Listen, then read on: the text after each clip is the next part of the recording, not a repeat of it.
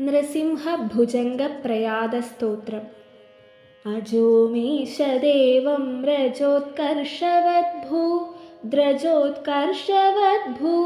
द्रजोधूतभेदं द्विजाधीशभेदं रजोपालहेतिं भजे वेदशैलस्फुरन्नारसिंहं हिरण्याक्षरक्षो वरेण्याग्रजन्म स्थिरक्रूरवक्षो हरप्रौढदक्षं धृतश्रीनखाग्रं परश्रीसुघोग्रं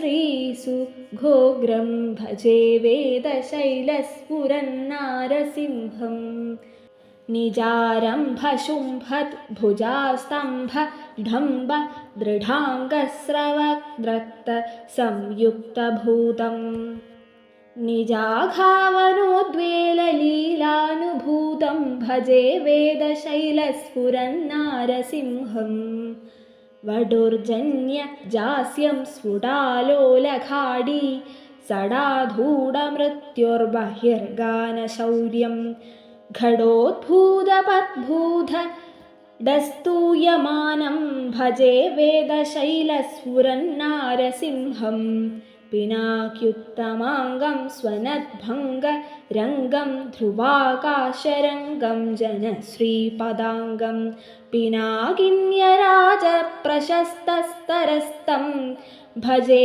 वेदशैलस्फुरन्नारसिंहम्।